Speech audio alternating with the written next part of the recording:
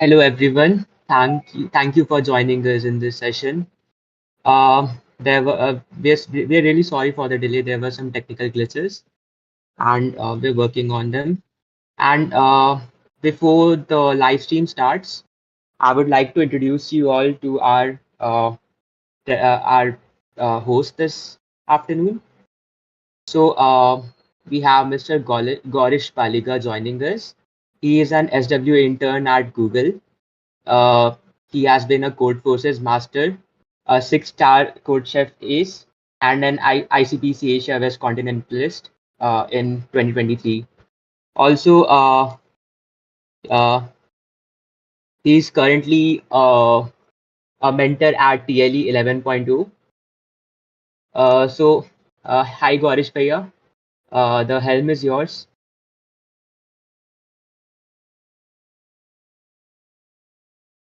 Okay, I hope I'm audible. Just give me 1 second, guys. Let's do this.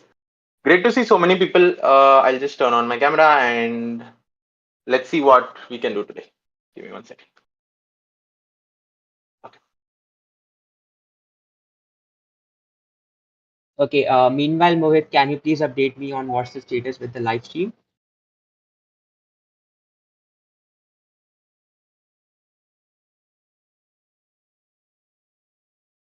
All right. Okay, great.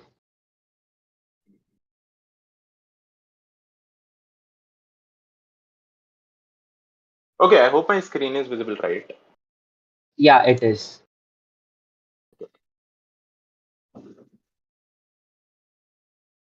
Yeah, these are the two screens I'll be using. And let me see if I'm visible. Just 1 second.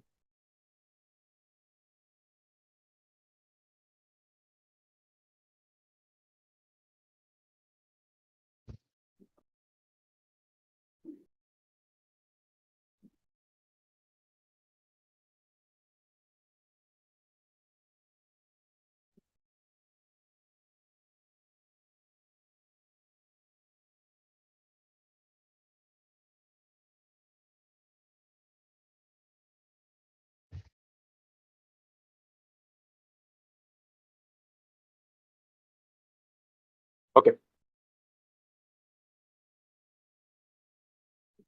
Am I visible? Great. I am also visible. So let's get started. Hello, guys. My name is Gaurish. I am currently in my fourth year. I'm an SW intern at Google.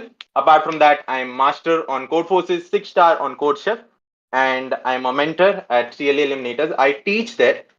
So the goal of today's session is very simple. How do you go about cracking data structures and algorithms? And how does one get good at it? You guys might have doubts, right? Like, how do you go about solving data structures and algorithms? How do you get good at this? Okay.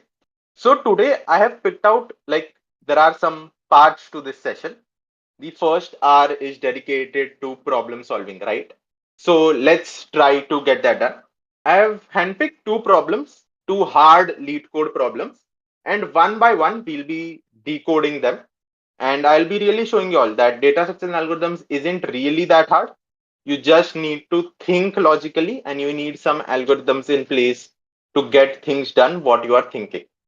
After that, we can have a small session on how to build your resume, how to get good at competitive programming, and all that stuff. So let's get started. I hope my screen is visible. And yeah, so I'll just write a small hello because why not? Okay, yeah, great. So the first problem is very simple. I hope you guys can see my screen. Okay, just put a yes in the chat. I don't know where the chat is here. I'm not that familiar with Discord. There should be some chat, right? I'll put the chat. Yeah, there is a chat in the top right corner of the screen. Okay, so I'll just ping. You guys can chat here. You guys can unmute. Let's try to keep this session as interactive as possible. Okay. Yeah.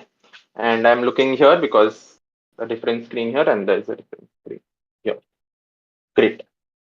So just put a yes in the chat if I am indeed audible, and let's get started. I want to keep this session. Okay. Okay. So my goal is to keep this session as interactive as possible.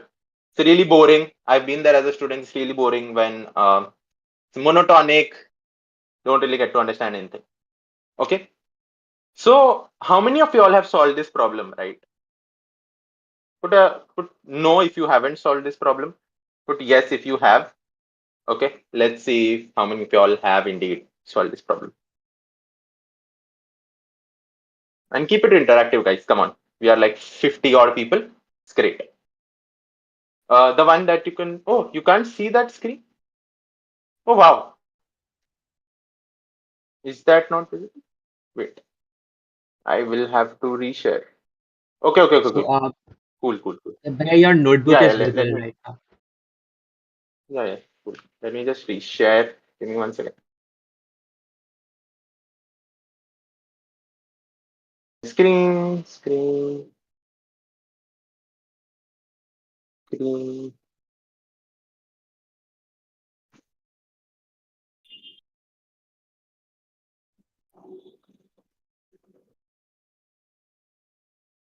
Okay,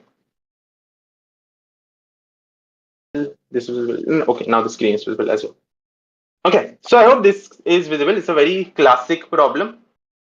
So how many of you all have solved this problem? Let's have a look at that first and let's get started. Trapping rainwater.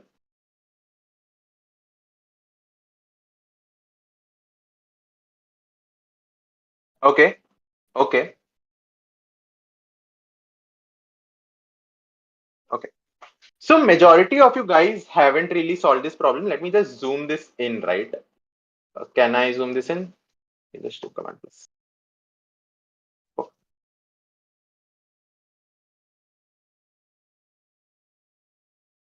okay, great.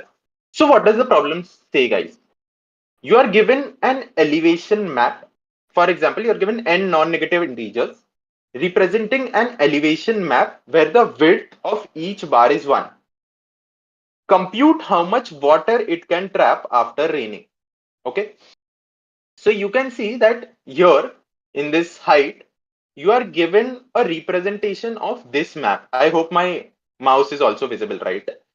So this is height 1, this is height 0, this is height 2, this is height so on and so forth, right? This is 0, 1, 0, 2, 1, 0, 1, 3 blocks, 2 blocks, 1 block, 2 block, and 1 block. Our task is to tell the people or just return how much volume of water will be stored. For example, here you can see there is 1 drop stored. Here you can see that there is 1 more drop stored. Here there are 2 drops stored. And here there's 1 more drop stored, 1 more drop stored. It's 1 plus 1 plus 1, 1, 1, 1. That is 6. So that is why we return 6. Is this problem statement clear with everyone, guys? Okay. It's a hard problem. Okay. One of the easiest hard problems, but yes, it's a hard problem. So is the problem statement clear with everyone? Okay. Now, guys, if the problem statement is clear with everyone, now I want you all to put a yes in the chat if this screen is visible. Let me just make a hashtag here. Okay. Great. So whenever you're solving a particular problem, what do you have to do? First, you have to list down the observations that you do, right? So what is the problem statement asking? You are given an array of heights, right? And what do you need to return? You need to return how much water can be stored. How much water can be stored? All right, this much. This much clear with every single one in this chat? Bhavya says, explain again. Very simple. you are given an array of heights, right? This is 0, this is 1, this is 0, this is 2, this is 1, so on and so forth. Now, if you pour water from the top, how much stores? Like, you can see that water cannot store here because it will just flow away. Similarly, water cannot be stored on point here because it will flow away. So the question is asking how much volume of water really gets stored in this particular problem. Is this clear, Bhavya?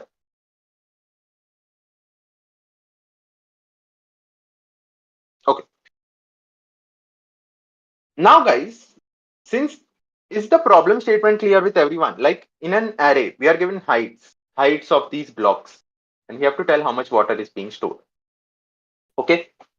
So let's take the first example, which was 0, 1, 0, 2, 1, 0. Okay. We'll take this much. And what was next? 1, 3, 2, 1, 2, 1, 2. 1, 3, 2, 1, 2, 1, 2. Okay. So this is 1, this is 2, 1 again, 1, 3, this is 2, 1, this is 2, this is 1, and this is 2. Let me just draw this better, okay? Something like this, okay? So, guys, a very simple observation. For example, if water needs to be filled here in this particular point, do you guys agree that on the left hand side, there should be at least one block which has height greater than equal to 1. And similarly, on the right hand side, there should be a wall which has height greater than equal to 1. Only then I can say that this block is going to have water stored. Yes or no, guys? Tell me. Yes, exactly. Similarly, if water needs to be stored at this particular place, can I say that on the left, there has to be some wall which has greater than equal to 2 height, and on the right there needs to be some wall which needs to have greater than equal to 2 height. Only then can I fill water here. Yes or no, guys? Yes, only then the water will be stored, right? Let's take this example, guys. On the left we have a wall, but on the right, do we have a wall?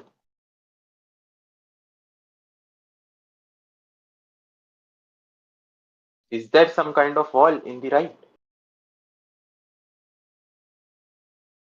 Yes, no? Come on, guys, tell.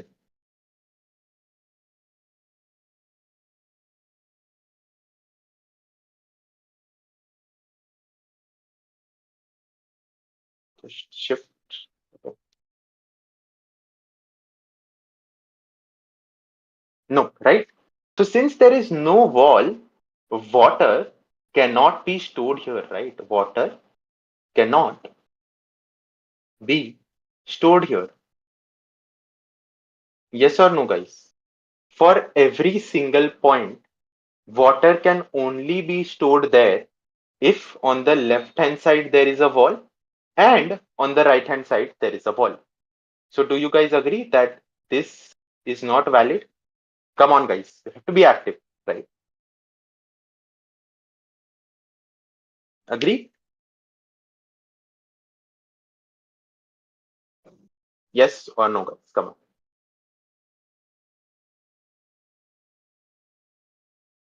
Okay.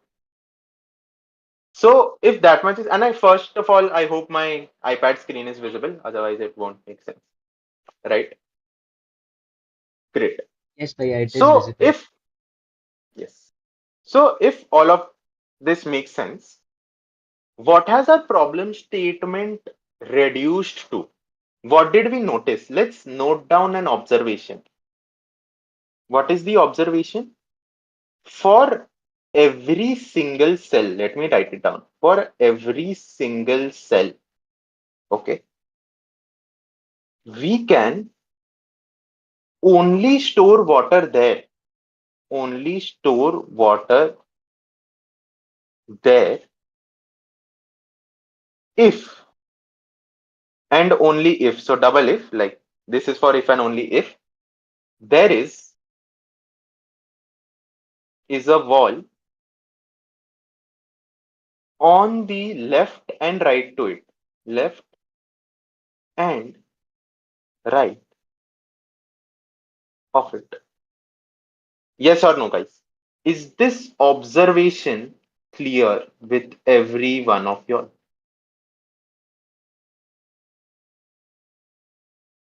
Yes? Okay. So, if this observation is clear with every single one of y'all, let's try to solve this with our pen and paper. Okay, let me just write it down again. What is this? It's like 0, 1, 0, 2, 1, 0, 1, 3, 2, 1, 2, 1, 2. Okay, so this is something like this, right? This is 2, 1, 2, something like this. Okay, just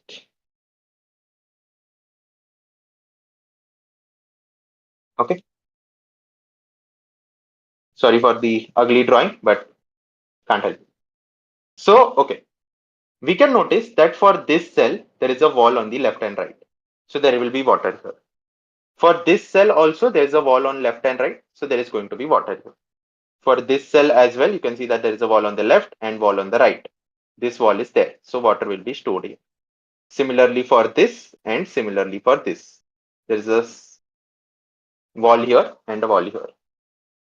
Similarly for this cell, water will be there, and for this cell, water will be there. You can see for any other cell, it is not possible because either there is not a wall on the left or a wall on the right or wall on any other sides. Now, how many cells are there? 1, 2, 3, 4, right? And 5, 6, 7. So the answer for this particular case is 7. Does it make sense, guys?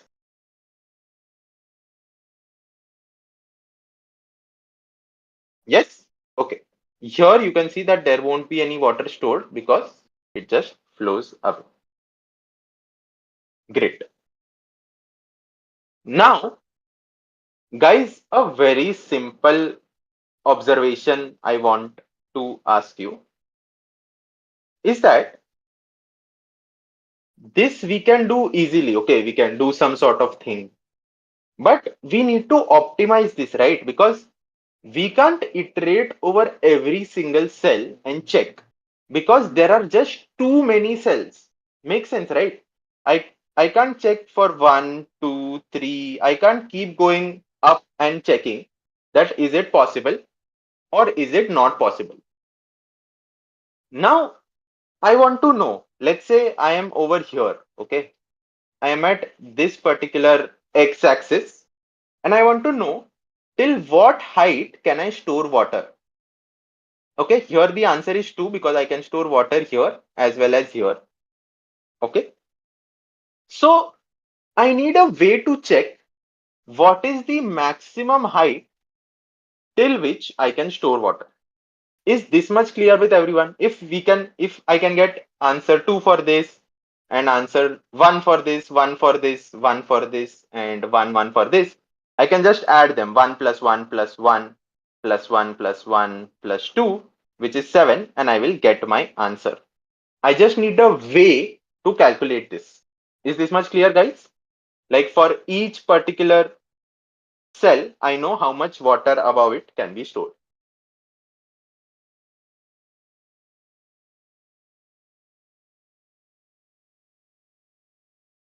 Yes?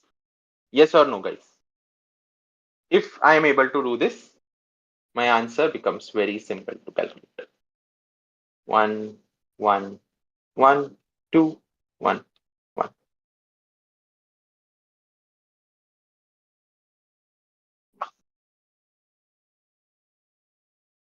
Yes? Great. So, guys, how do we go about calculating this? Okay. Um, let's have a look.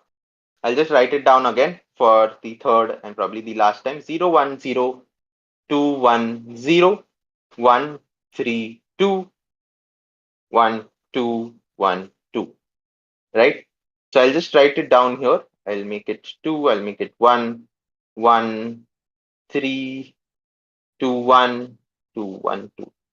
Okay. So guys, for let's say I am over here. Okay. For every cell, what was I checking? I was checking what is the wall height here on the left and on the right. And I wanted to know, is it possible here, here, here, and here, right? Let me do one simple thing and let's see if you guys understand. I want to ask you all, for this particular cell, what is the maximum wall height in this range? Tell me, guys. What is the maximum wall height on this range? 2? Okay. Now tell me, guys, what is the maximum wall height on this range? 3?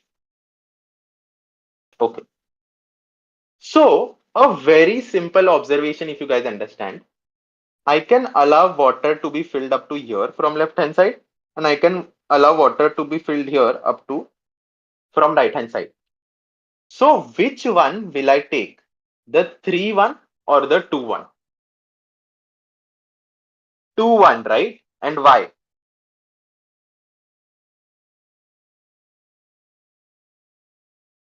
And why will we do this, guys? Come on. Because minimum wall. Because let's say I wanted to take at 3, there is no wall here to store the water at level 3, right?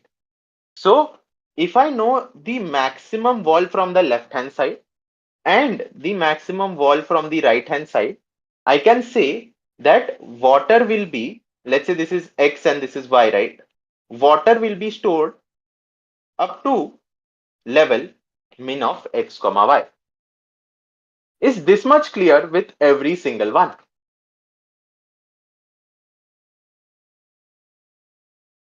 Yes? Okay. Now, if this much is clear with every single one, I have one more question for you all. Let's here, currently the height of this is 0. Okay. But let's say we are over here. Here you can see the height of this is 1. And still min of X comma Y is going to give you 2. Can you guys tell me how much water is going to be stored here? It is going to be 2 minus what? Isn't it going to be whatever min of X comma Y is minimum? Let me just write it down. Left max, comma right max. Okay. Minus the height of current block. Yes or no, guys? Isn't this the amount of water that will be stored?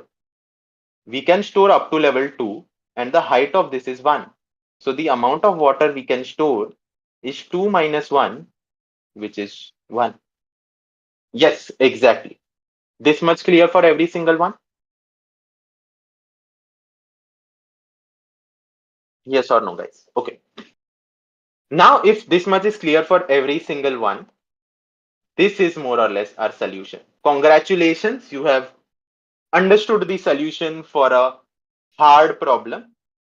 The only thing we are left with doing is implementing this. And let's see how we can implement this. Okay. So let this be 0, 1, 2. What is it? 0, 1, 2, 0, 1, 0, 2, 1, and 0, 1, 3, 2, 1, 2, 1, 2. Right? This is this. So for every single number, I want to know, I want to do two things. I want to know what is the maximum block on the left hand side of it. And I want to know what is the maximum block on the right hand side of it. Let me have two arrays, one which gives me the left hand side max and one which gives me the right hand side max. Okay. Now, there is a standard technique we can do to calculate this, which is known as prefix max and suffix max. Okay. And now how do we calculate this, guys? Very, very simple.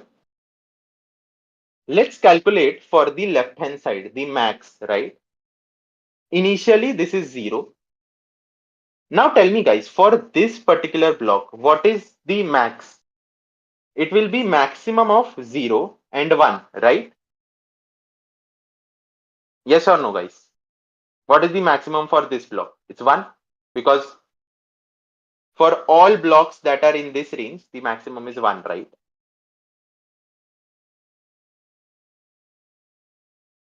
This will be 1. Now tell me, guys, what is the maximum for this range? It is just maximum of this element, comma this element. And what will it be? It will be 1 again. Yes or no, guys? Similarly, what is the maximum for this range? It is just maximum of 1, comma 2, which is 2. And if I keep filling it, what is the maximum of 2, comma 1? It is 2. 2, 2, 3, 3, 3, 3, 3, 3. Is this much clear for every single one? For a particular index, if I want to check what is the maximum, I just check the element and I check the previous value of prefix.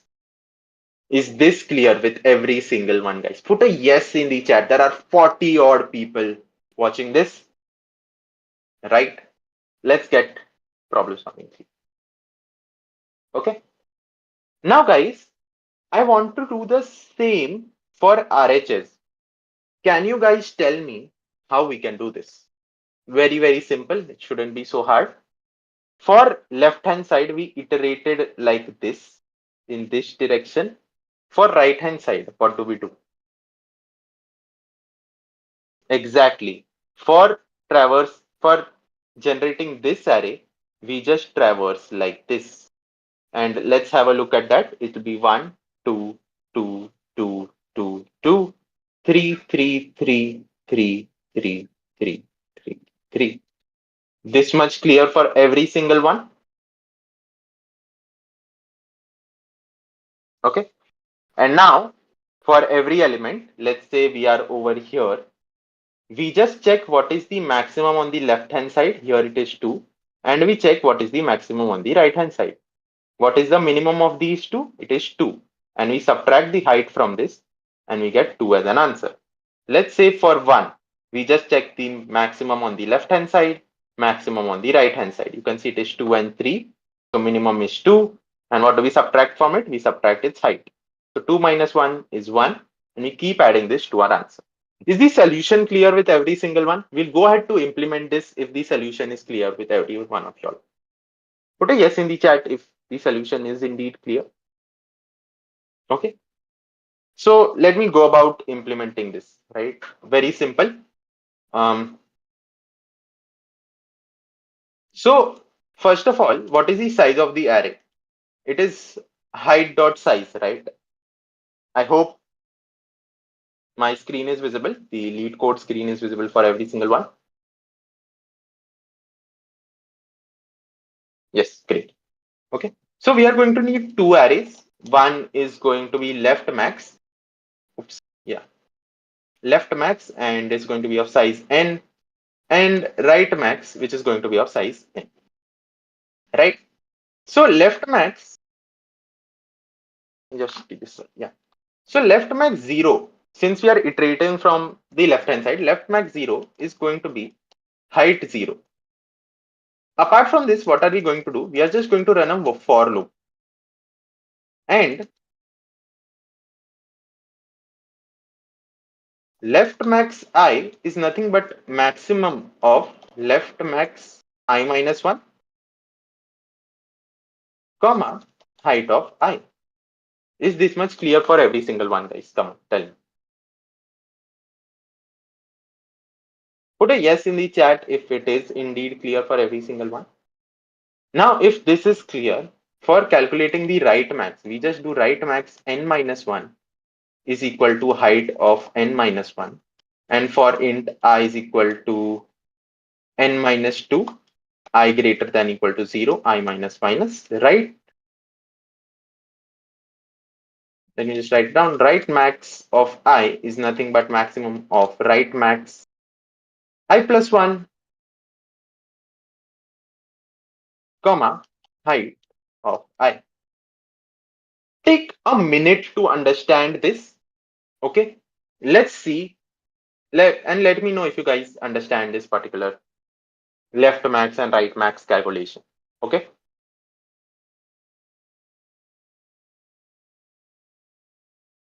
Is this understandable for every one of you? Ask me if you have any doubts. I'm here to solve them for you.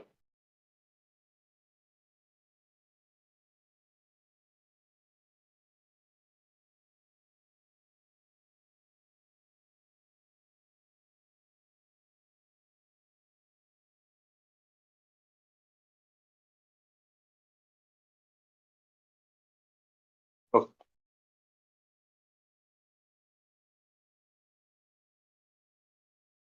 Now, guys, we have to.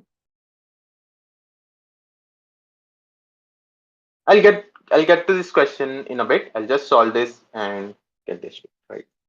Now, guys, we have to calculate the amount of water filled, right? So I'll just do amount of water filled is equal to 0. And then for int I is equal to 1, I less than n minus 1, I plus plus. Now you might be wondering, why am I not iterating over all the elements? Okay. Very simple reason, guys, because for the first element, there is no wall on the left hand side. So we don't need to consider it. Similarly, for the rightmost element, there is no wall on the right hand side. So again, we don't need to consider it. So does it make sense why I'm starting from the second element and I'm going on till the second last element? Does it make sense, guys?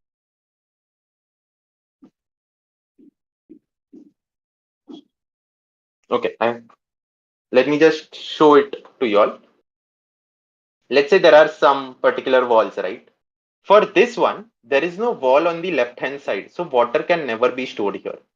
Similarly, for this particular whatever block, there is no wall on the right hand side.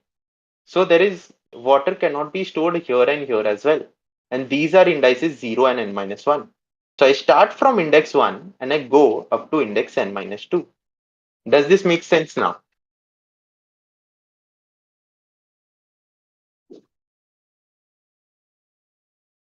Okay. If this does make sense, let me just calculate this for you all. So what will we add water filled by? Or let me just name it int current fill is nothing but minimum of right max of I plus 1 and left max of I minus 1 minus height of I as we discussed. An answer or water filled plus equal to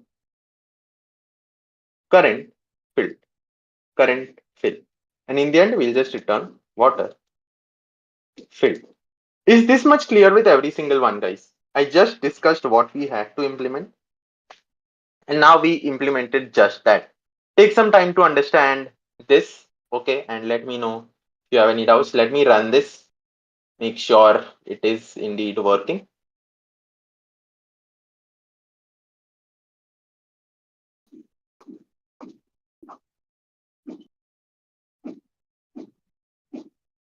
Okay, it's just taking some time. LeetCode is slow as usual. But by the way, guys, is this clear with every single one? Come on, put a yes in the chat if it is indeed clear. Just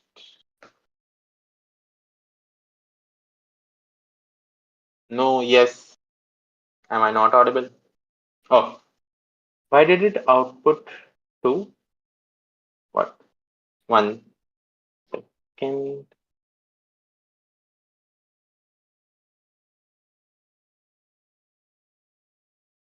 1 second, guys. Just print this out. Let's see what is the issue. See out min of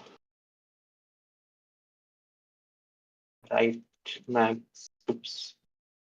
Right max I plus 1, left max I minus 1, print this out. So yeah, sometimes you might screw up the implementation somewhere. So let's have a look what really went wrong.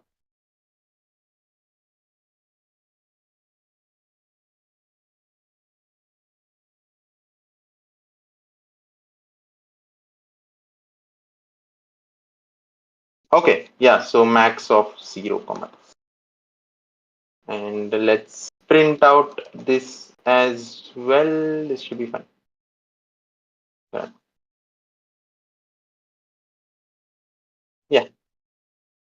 So great. So one of the fastest solutions out there. The basic thing that I was missing is that, let's say you are right here. Okay. So the max here will be smaller than this block, and the max here is also smaller than this block. So minimum of x comma y minus h gives you a negative value, which is not really possible. So that is why the water that can be filled is can be only greater than equal to 0. That is why in my code, you can see that if this is negative, it gets overruled because we take maximum of whatever this value is, comma 0. If it's negative, it doesn't make sense. Is this solution clear for every single one, guys? Come on. It wasn't that hard. We calculated the left max, we calculated the right max, and then we just iterated over using a for loop and filled this up. So congratulations if you guys did understand this. You solved LeetCode hard today, right? And let me know if you guys have any doubts. If you guys don't, we can move on to the next problem, which is one of my favorite problems in hard. Like, it's not that hard, but yeah. Clear with every single one? Come on, guys. There are 40 odd people here. Just check once.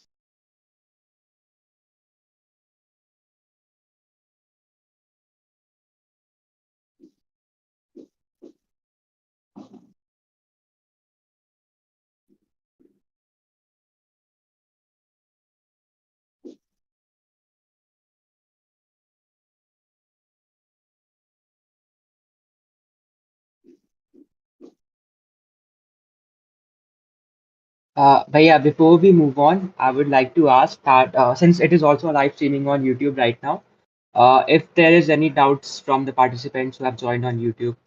So, Yeah. Dia, are you aware of any doubts if they have been asked yet?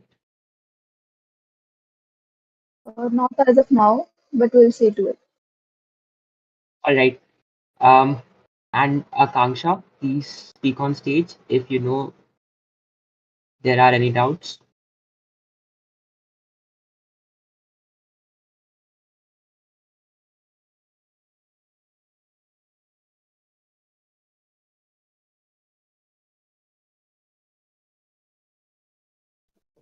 I don't think there are any doubts on YouTube as of now, so I think we can move on. Okay, great. Then we can move on.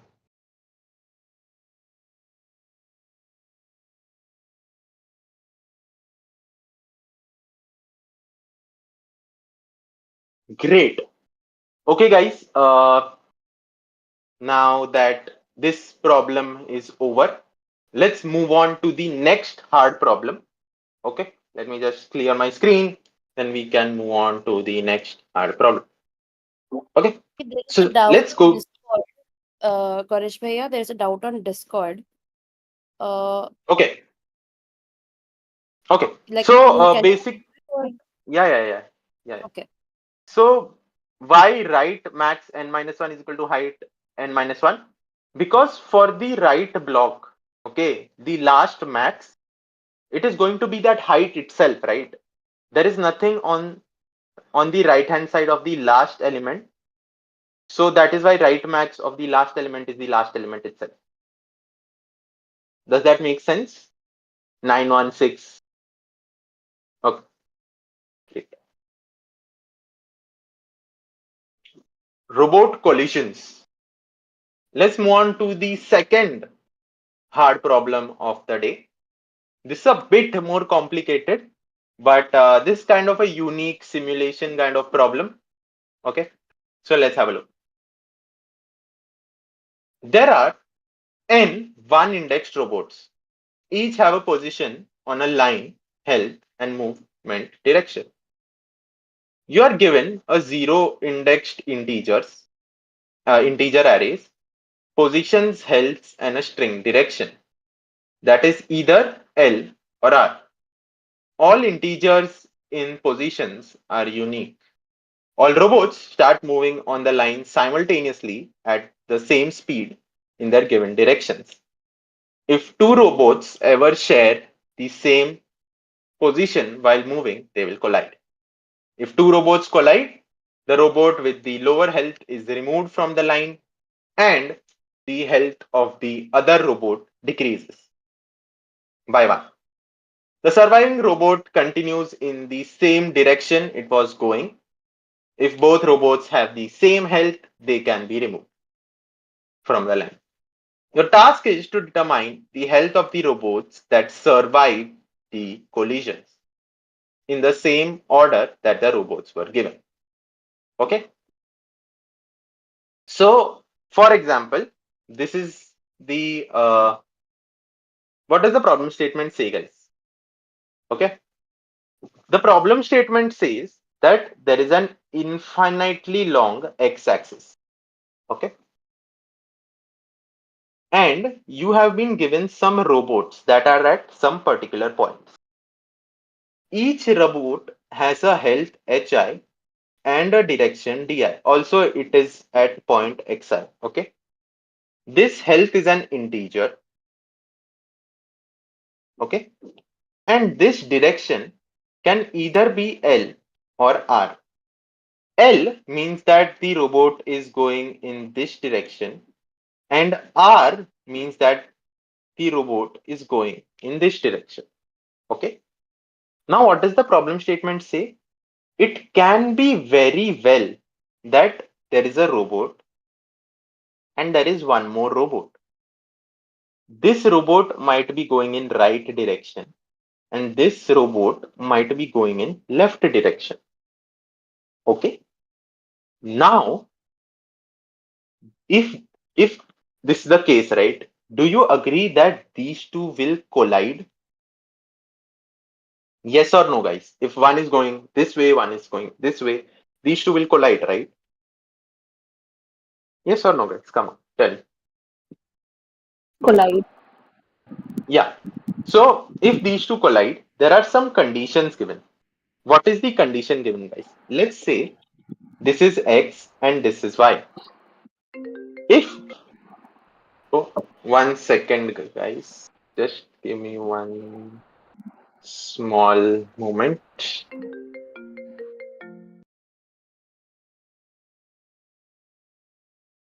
1 second.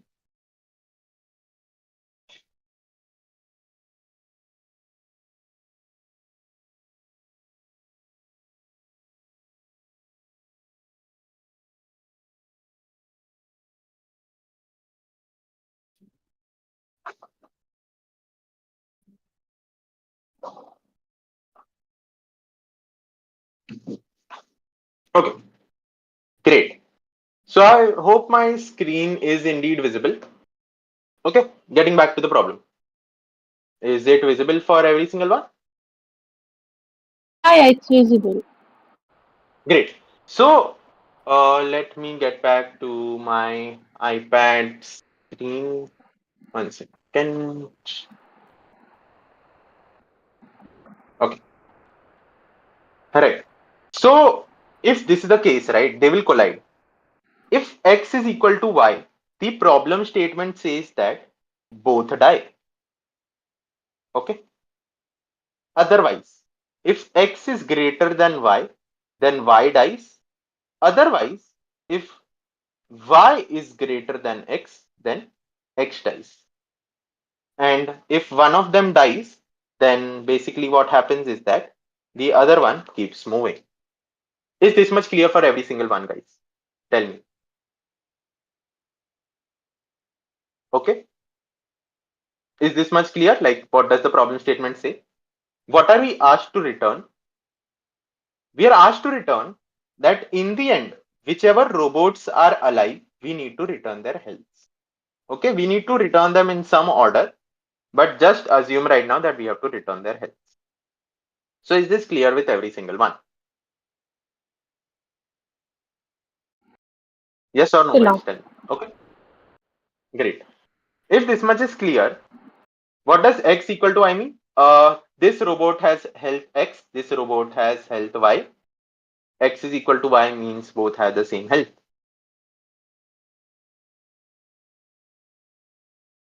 X is equal to Y.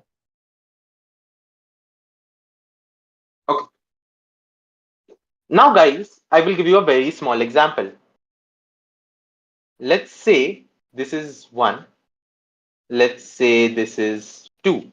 Okay. This has health 15. This has health 16. Both are moving in this direction. Can these two ever collide? Tell me, guys.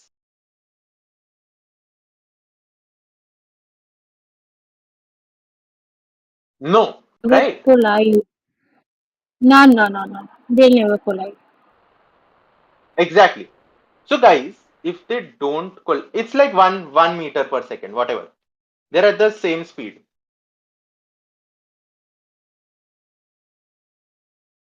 The same speed, guys. Every robot moves at the same speed.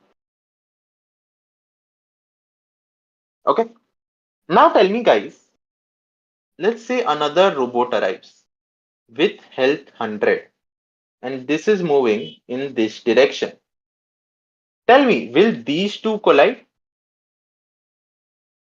Yes, they will indeed collide. And when these collide, this robot dies. Okay. Now it becomes something like this. This has health 99 because, okay, if X is greater than I and X dies and X robot health reduces by 1 and Y robot health reduces by 1. This is one of the constraints. Like whichever does not die, their health reduces by 1. It is said in the problem statement. Okay, forgot to mention that. So since this one died, the health of this robot reduced by 1. It became 99. Now the map looks something like this. This has health 15. This has health 99, and both are there. Tell me, guys, will these two collide? Yes, they would collide. Yes. So in the end, this robot is left with health 98 and this is the only one remaining. So do you guys agree that my answer is just a single element 98, an array? Yes? Okay. So guys, a very simple observation. Two robots can only collide, okay, when one of their healths, when one of them is going towards the right and one of them is moving towards the left. And the one going towards the right, let's say it has position x1 and this has position x2. It is very important that x1 is smaller than x2. Yes or no, guys? Yes or no? X1 and X2, the distance or the speed of the robot. No, it is where they originated. Okay. Yeah, ha ha ha. So if Like X2 should be greater than X1. yes, only then will they collide, right? Because something like this does not make sense. This is Yeah. going towards the left and this is going towards the right. They will This is not going to. collide when x1, this is x1, this is x2, won't collide when x1 greater than x2.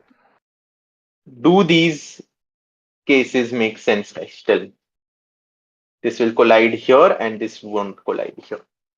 Clear for every single one? Yes, x1, x2 are the positions. Basically. Okay.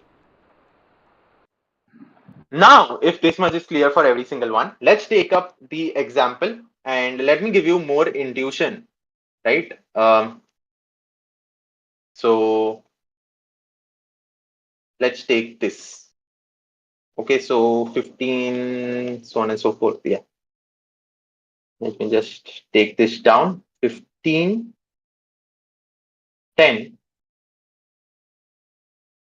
10, and 12. These two are moving in this direction.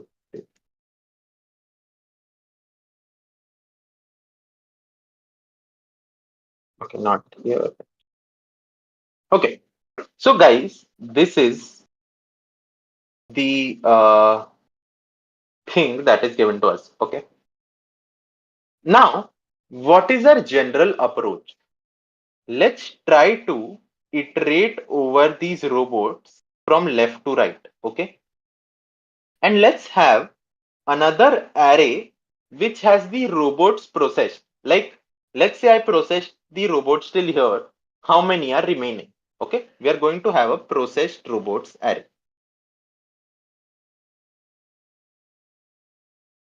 Now, very simple observation, guys. Let's start from here. There are no robots here. Okay, and we are trying to process this robot, which is of health 15, and it's going in the right direction. Will it stay alive? Tell me. This is the only robot till now. Is it going to stay alive?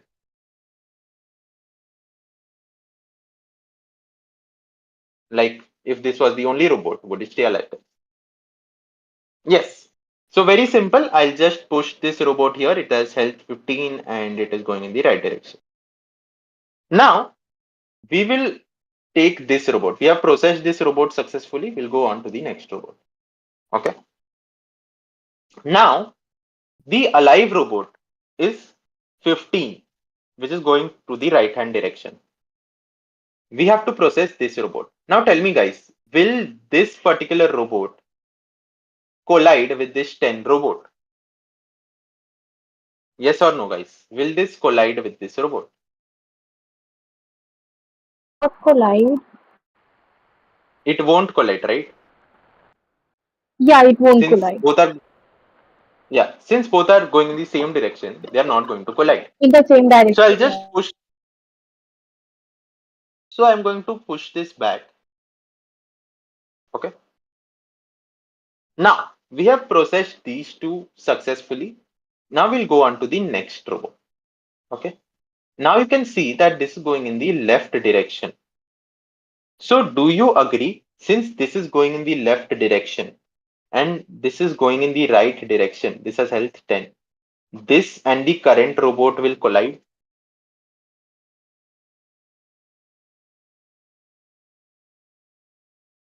Yes, because these two will collide, we just do the state check statement. This has health 10, okay, and this also has health 10. What did the problem statement say when both had health 10 or when both had the same health?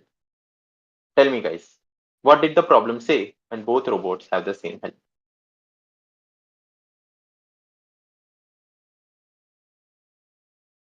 Both die, exactly.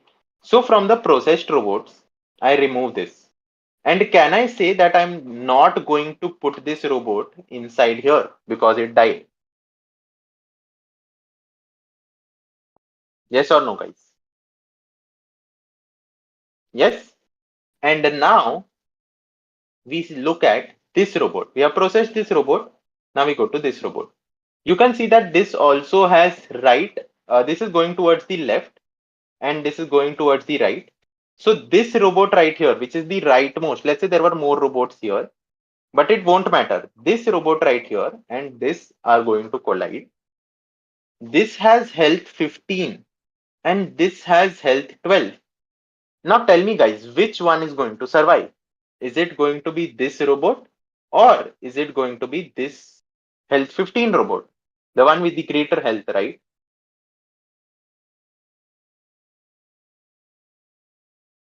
Put a yes, guys, if you understand.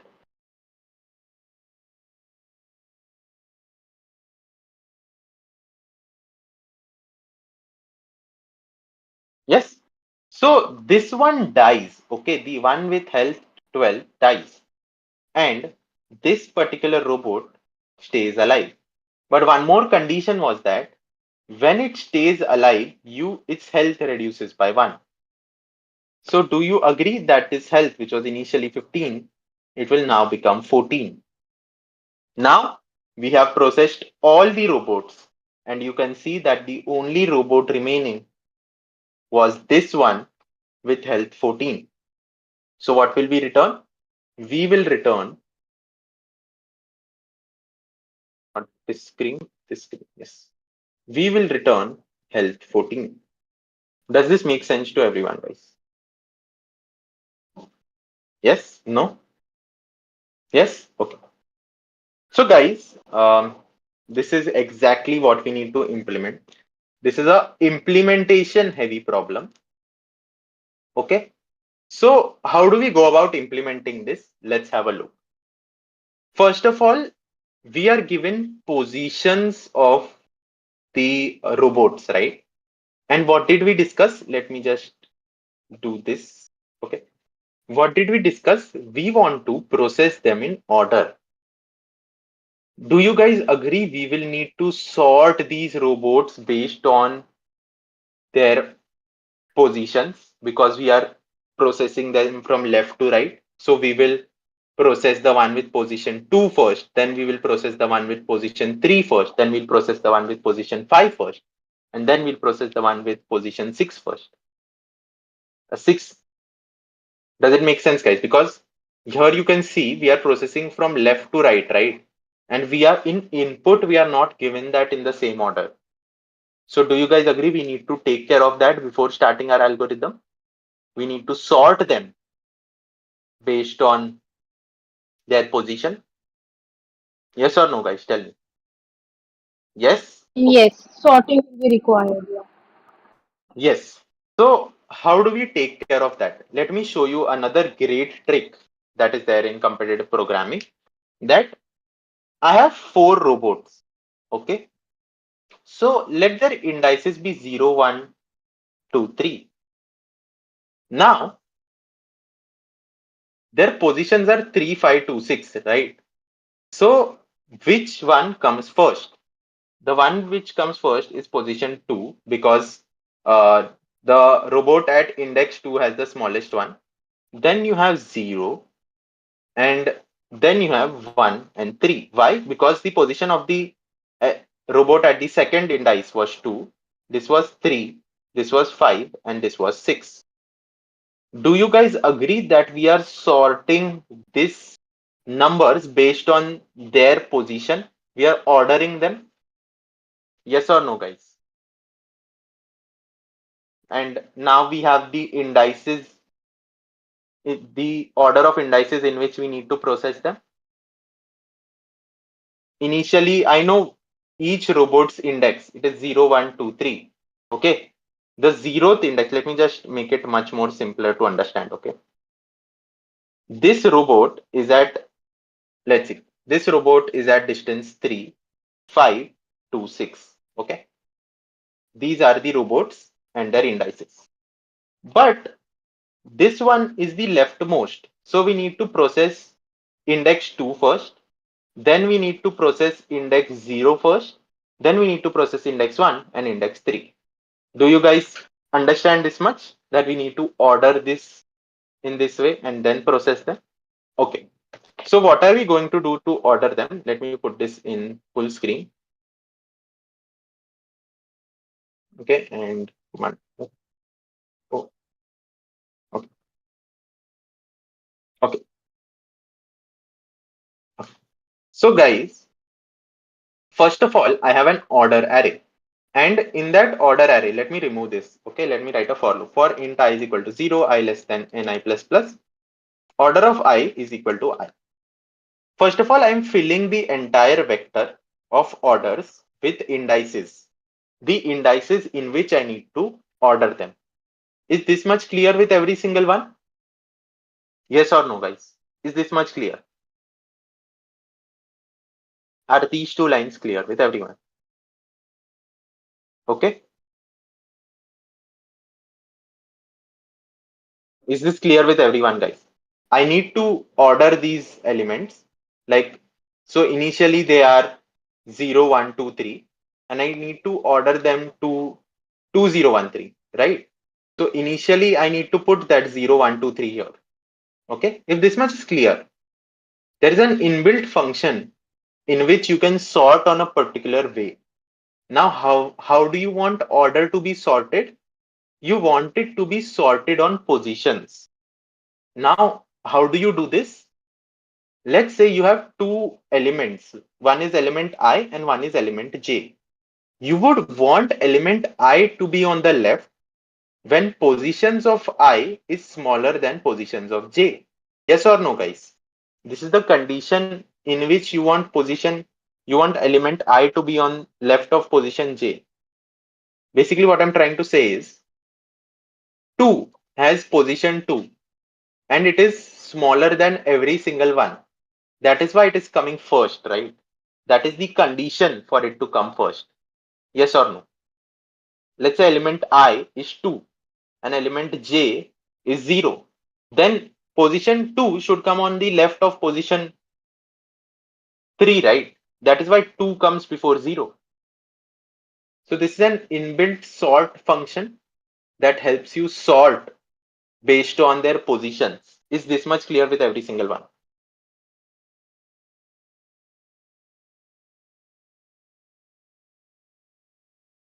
Yes? Okay.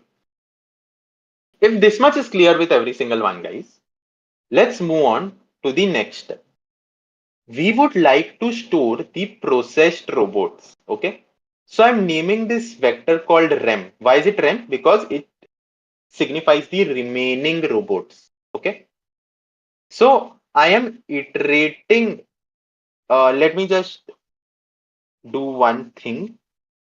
This fine. I am iterating over the order of indices. I am not iterating over indices. Keep that in mind. The order in which I have to iterate over, that is being set here, right? So these are the remaining robots. Let me just comment it. These are the remaining robots. Okay. Now, guys, if the list of robots is empty, basically there are no robots. Can I say that the current robot, which is index order I, can just be pushed back here? Because since there are no robots that it can collide with, it is going to stay alive, right? Yes or no, guys?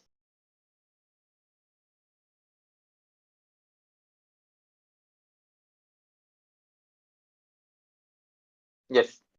Now, otherwise, if it's not empty, if both have the same direction, let's say you have a vector, okay, your remaining robots or processed robots, right? Processed robots. The rightmost is going towards the right, and the one you are trying to push, it is also going towards the right.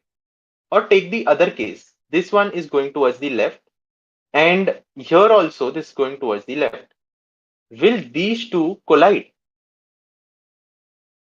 Tell me, guys. Will they collide?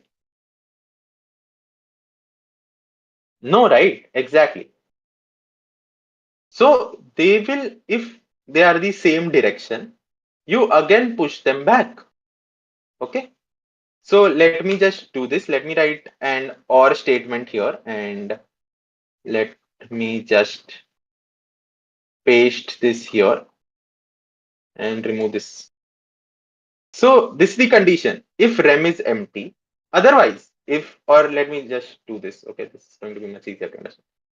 If it is empty, then you push back in the remaining array. Otherwise, uh, what do? If the direction is the same, you push it back again. Right?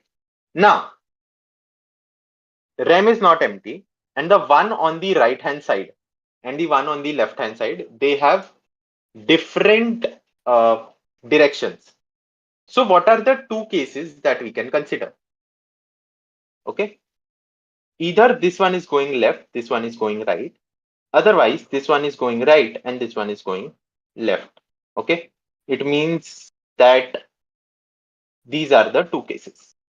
Now tell me guys, which one collides? Does case 1 gives a collision or case 2 gives a collision? Tell me.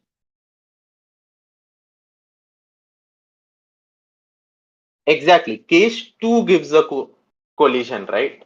So what do we do? If the right one, if like the current one is going towards the right, it means that the one in the REM's back is going towards the left. So they don't collide, right? So that is why I push this back into odd eye, because they are not going to collide. They're going separate ways.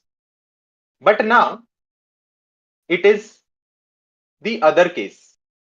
One is going towards the left and the current one is going towards the left and the one in REM is going towards the right. So we need to do some things. What do we need to do? First of all, we need to see if the current one exists or does not exist. I'm processing something. I will get back to this later. Okay. If it exists in the end, then I will push back the index. Otherwise, I won't. Okay.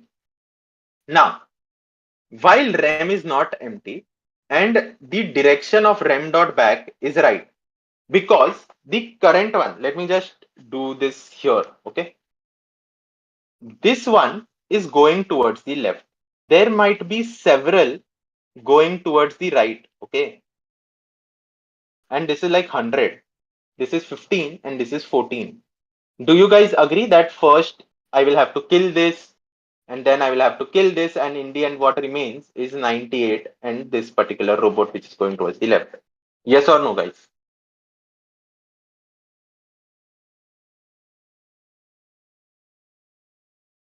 Yes. So that is why, let's say this is my REM array. So while REM dot size not equal to 0 and the direction of the rightmost element is right, okay, if health of both of them are the same, then I remove that last element from remaining vector. I say exists is false because the robot does not exist anymore, and I break. Otherwise, what is the other condition? The one in the remaining vector, the health is smaller than the current element. In that case, I just remove the last element from the remaining vector and I reduce the size and I reduce the health of the current robot by 1. Otherwise, what do I do? The second case, where the one which is in the REM vector, their health is greater than what is there in the rightmost what we are processing. In that case, I do health rem dot back minus minus, I do exists false because the current robot is dead. This robot killed the current robot and then I break. So if it exists, then rem dot pushback order of I, otherwise you do nothing. Is this while loop clear for everyone, guys? It's just simulating what I just told. Is this clear with every one of you? Yes. Shivangi says yes. What about others?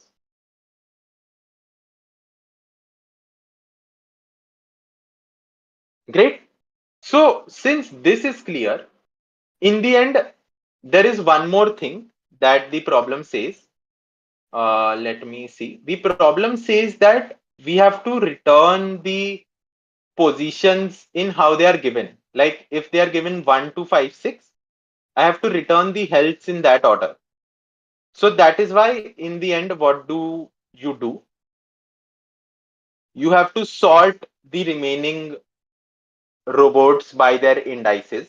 Since these are indices, you have to sort them based on the indices.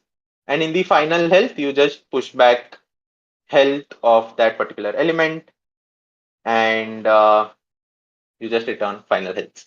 So if you guys look at it, don't look at it like a hard problem as such, right? Think of it as logic. Like let's say this was a real life problem. You are playing some game. How would you know? Just think about it. Use pen and paper. It's very important. Whenever I'm solving a contest, I'm having some pen and paper with me to yeah, to make sure that I'm thinking right. I scribble on pen and paper I get the observations. Okay. We observed some things. Then I come up with a solution. Okay. And then in the end, when I have observed and then I've got the solution, that is when I code it out. Okay. Coding is not really about coding. That is what comes in the end. The first thing is observing things in the problem that you're doing, then coming up with the solution, and then in the end, coding it out. Now, this much part can be done without any knowledge of coding. For this part, you might require data structures and algorithms or some sort of things that help you implement the same thing.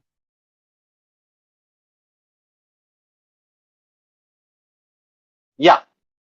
So this part is what you need to practice a lot upon. I was pretty average as well. I practiced around thousands of problems. I have like 2000 plus problems solved over 3 years. If you look at that, on average, it's 3 problems a day. So yeah, 3000 problems. Yeah. So that is what you guys should try. Like, I know it is not that easy, but it's worth it. And yeah, these are the 2 problems that I wanted to share. I hope they are clear. I think there is a small break right now, if I'm not sure. Yeah. No? There a small break. There's not a small break of 5 to 10 minutes, and then we move on to the next part. Tell me, guys.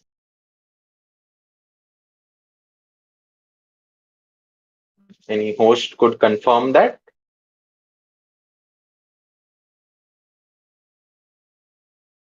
Break for 10 minutes. We can have a break for 10 minutes. Not an issue.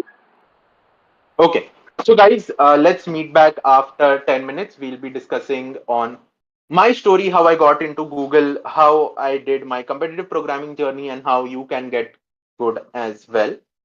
So, currently it's 3:45. Let's meet at 3:55. So, see you guys in 10 minutes. Have a short break. If you guys loved how I'm teaching, you can check out TLE Eliminators. I'm teaching there for this batch. I've been teaching competitive programming for around 1 or 2 years, and I'll be teaching really advanced algorithms like data structure, like dynamic programming, graphs, and all of that. And more about that at the end. This session is more for y'all to learn. So yeah, see you in 10 minutes. Just stop sharing, and we'll get back at the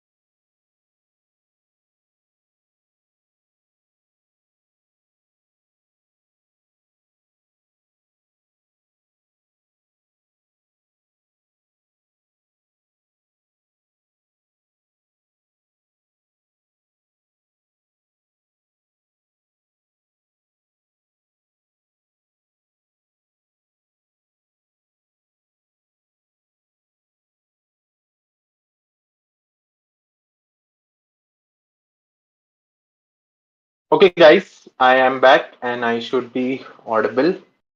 Me, let me know if I'm audible. We'll talk about my journey. We'll do a very casual Q&A session. We can call you guys on board for doubts as well. Let me make this like that. Yes, Bhaiya, you're audible. Great. Okay. So, guys, how did I start and how did I get so good at competitive programming?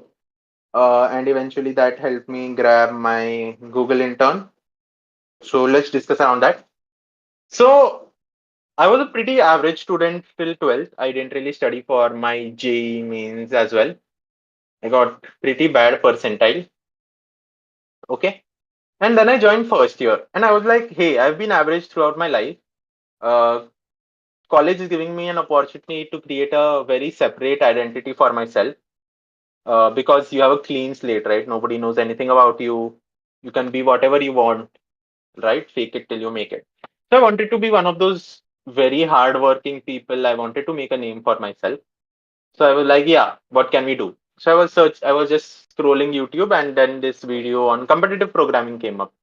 And I have been always intrigued by puzzles all my life. So I was like, okay, this seems interesting. Let's start out with this. So one of my seniors recommended me HackerRank. I had like 2 months before college started. So I reached out to some of my seniors. They said, do C++, do HackerRank. I did a course on C++. It's there on LinkedIn. And then to practice my problem solving skills, there is hackerrank.com/domain/algorithm, in which I practiced around 150, 200, 300 problems, got to like 5 star over there. And then I started giving contests. So because I had practiced around 200, 300 problems already, right? You can see, I mean, my first year is about to start. I have 150. You can consider them to be easy LeetCode problems. So you have easy problems done. My problem solving is strong, right? And these are types of problems that you occur in OAs. So I started out with CodeChef and I got to 3 star there by practicing. And then I was stuck. I was really, really stuck. I didn't know what to do because that time the rating started at 2 star. So I think current equivalent is 2 star because rating starts at 0 star right now. That was not the case back then. So I was wondering what I could do. So there is this very famous competitive programmer known as Priyansh Agarwal. He had started his course called TLE Eliminators back then. So I joined that. And yeah, I got to learn a lot. There are there were a lot of instructive sessions, data structure algorithms, so on and so forth. I watched through the sessions. I did the practice problems, and apart from that, I practiced a lot on my own because no matter what course you take, unless you have the will to do extra things to learn more outside of the box, it's going to be because I didn't want to limit myself to the course. Although the problems are great, I picked them out myself also now. But yeah, so I did all of that, and because I grind out too much, this used to be my routine for the first year. I didn't have WhatsApp. I deleted WhatsApp because I'm like, hey, this WhatsApp is distracting me a lot. A lot of messages. I am not in any club, so it doesn't really matter. So I deleted WhatsApp. Um, I used to talk to one of my friends. I had like I didn't even use Discord back then, so I had Discord only to communicate with one friend, which used to tell me कि class में क्या क्या pending है. So I didn't lose out on that.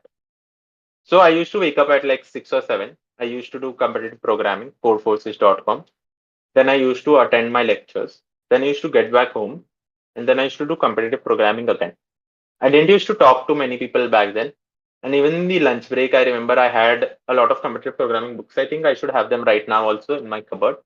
But in my lunch break, I didn't go to canteen. I didn't roam out with friends. I used to read those books, right?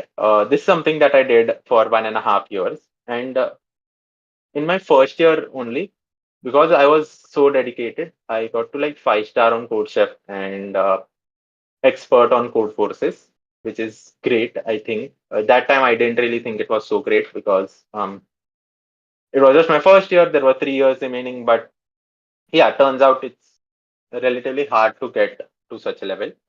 Then in second year, I was even more motivated to do competitive programming. And because I was expert and because I was 5 star, Priyansh invited me over to become a mentor so that I could help people who have already who are starting out to get better. So, so first I was student, now teacher. Did that for a year. I continued grinding. I went to ICPC. Didn't really do that well in my first ICPC. We got All India rank 64, which is neat. It's not really bad, but okay, it was not so good. Then I got to candidate master. And the thing with me was I didn't really challenge myself enough. When I had planned my goal, I was like, I want to get to candidate master.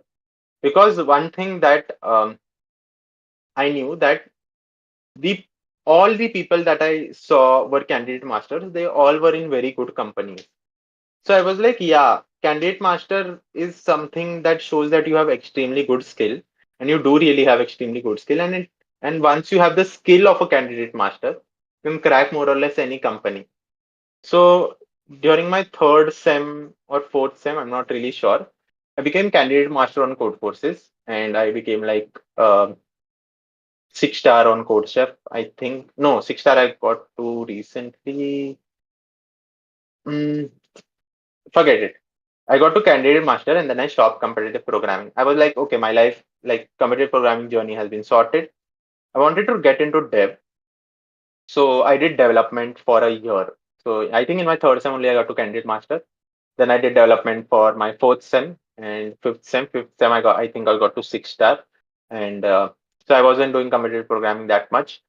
Then I I won a couple of hackathons. I won my college's datathon, which we made some sort of expense tracker using LLMs, and now we are creating it into a startup. That's pretty cool. We also won Government of India's organized cybersecurity hackathon Kavach, in which we had made a graph-based algorithm to detect financial frauds. Also, very pretty cool. I was in charge of making the algorithms. It was really fun for me. I thank my friends. Okay, it's really important to have a really good friend group. Now, all of this was done, and once all of this was done, I was like, okay. I was like, what to do? And Google came up in my July of 2023. Wanted to apply, I applied. In September, they called me for interviews. I aced my interviews because I was candidate master back then. The problems are not that difficult when you're candidate master. Like it's like you've prepared for 12th grade, then 10th grade questions won't be that hard. It's something like that. Then they were like, okay, you performed well, but slots got over. They didn't give me an offer in September. But in February 2024, more slots opened up. That is when I got my offer and I got into Google. Fortunately, there was a lot of luck involved. There's always a lot of luck involved in all these things. Then, since I had got to Google, I was like, okay, I have an intern sorted and I have a lot of free time. Let's get back to competitive programming. I was actively teaching at TLE Eliminators. I teach a lot of advanced algorithms there. Really love educating people.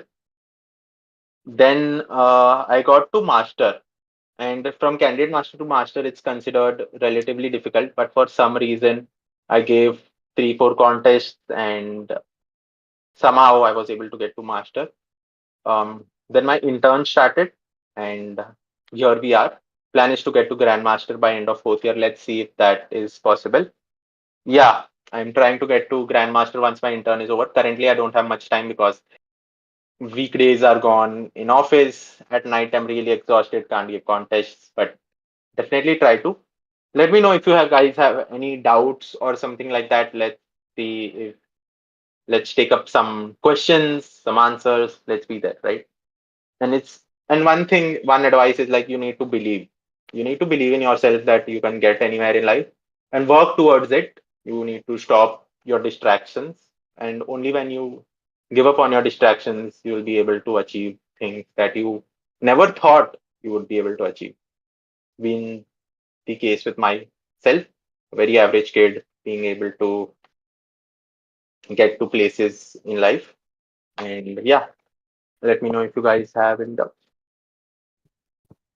We'll do Anyone this wants for to ask, please raise your hand. We'll invite you to the stage.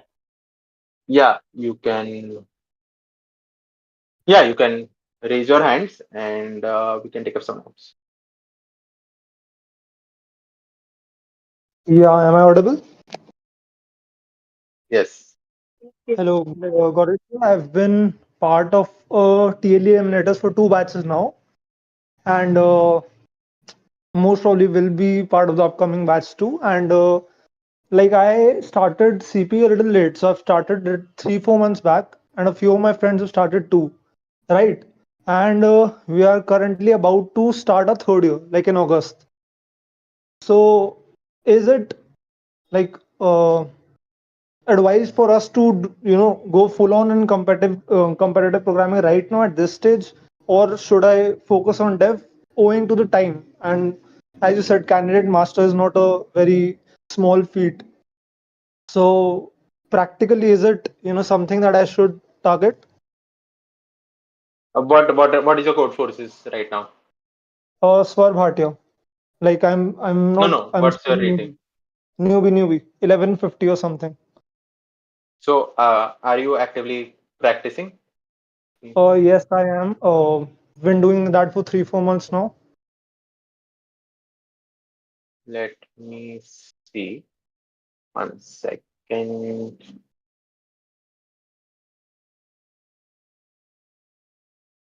Tell me your code forces. Handle. What is it? Yeah. Swar Bhatia, SWAR Bhatia, Bhatia. Okay. Let me. So, do you look at a lot of editorials? Oh, I Let me actually just don't. download. I do try all the problems like on my own. I'm usually able to solve them, but it takes a lot of time. But I do avoid looking at editorials and stuff. Okay, just give me 1 second. Let me just add my extension again and let me see what you've practiced. Okay, I have some tools which I can.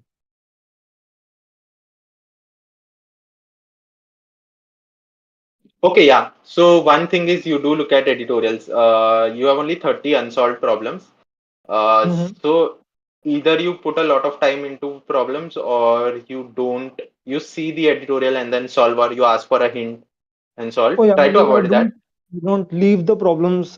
If I am not able to solve in like 4 to 5 or 6 hours, so I do look at the tutorial or some source. Yeah, yeah, yeah. Try to avoid that. Apart from that, I can see that you've practiced till 1200, right?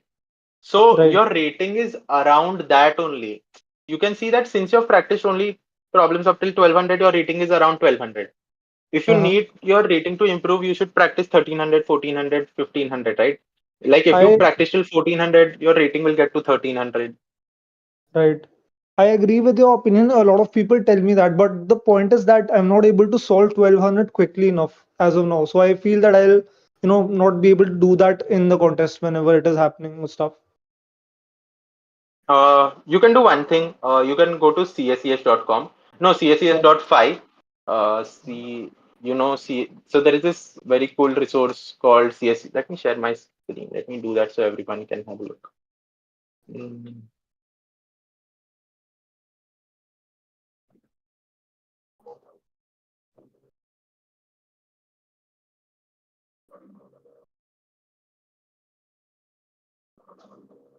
Okay. 1 second, yeah. So there is this website called cses.fi, right? And the thing with this is it has really instructive problems. Let me turn on dark mode. So these are basic implementation match-based problems. These are problems on searching and sorting, and each problem teaches you something different. So this is something you can try out to learn topic-wise. Even the dynamic programming sheet, the graph sheet, and range queries, all okay. These all are advanced things. But at least the entire sorting, searching section, the introductory session, I've not done two problems because they are too much for me to implement. Like it's not hard, but I'm just too lazy. So you can check out these problems and solve them. Yeah, I recommend that you should do this. And for learning, there is this book, which is Competitive Programmer's Handbook by Anti Langson. It has a lot of topics, right? You can read through this book. It's actually based on this problem set only. So topics that you learn here, problems will be on this. So you should practice at least this much. You have a lot of time. And yeah, and same thing. You'll get comfortable with 1200, then move on to 13 and 1400.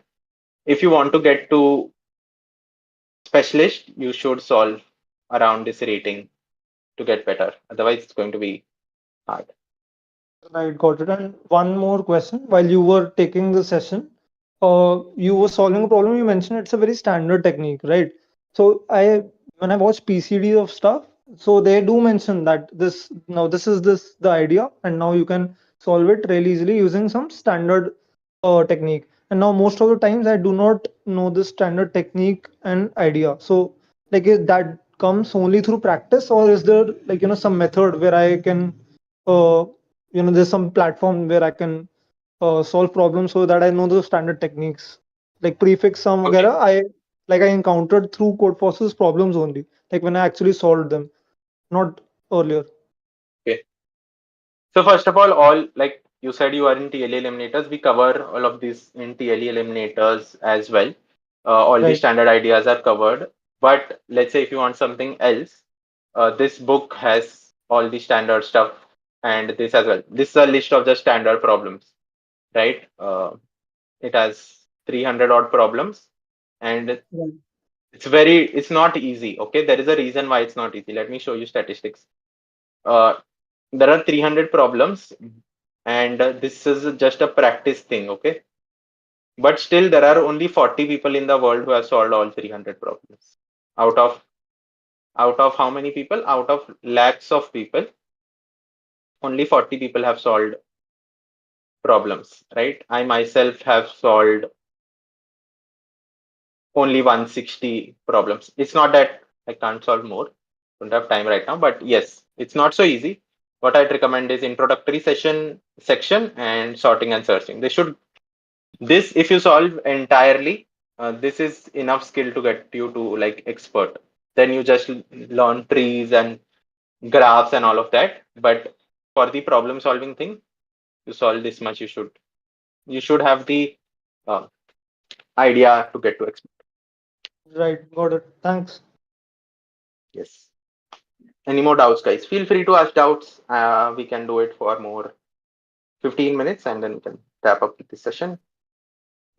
Bhaiya, it would be great if you share the links of all the resources you told so that we can share with the participants in the Sure. chat. Yeah. All right, sir, is that it? If your doubts are done, you can join the audience back. Any more doubts we have? Yeah, right. No more doubts. Okay, thank you. Any more doubts we have from the audience?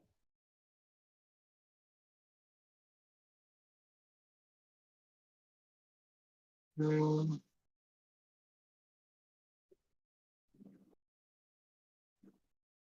this is there. And yeah, we also came up with sheet. Share that. These are the two things. And yeah, any more doubts? Um, do we have any more doubts from the audience?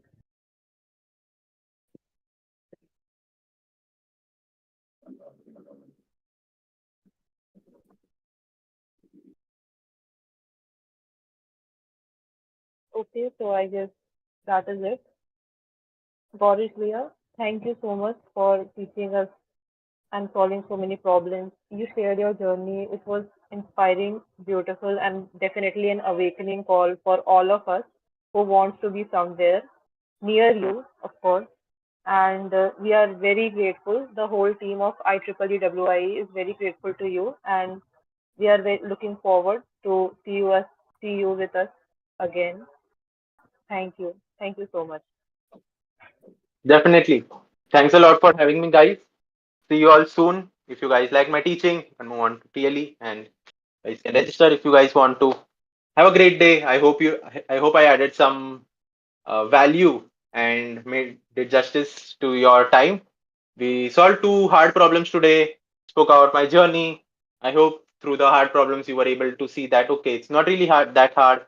You just need to apply some logic, and applying logic is not that difficult. You just need to practice a lot to develop this intuition.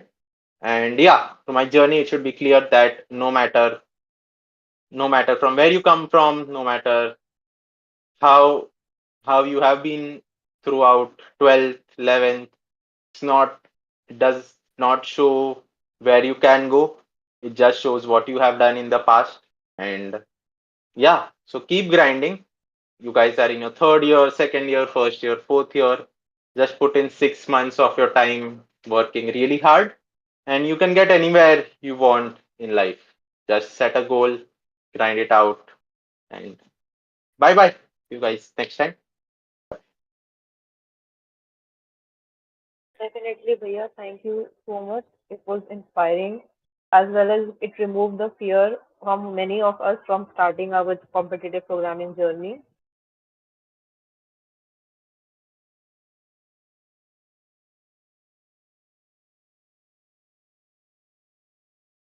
As a speaker left,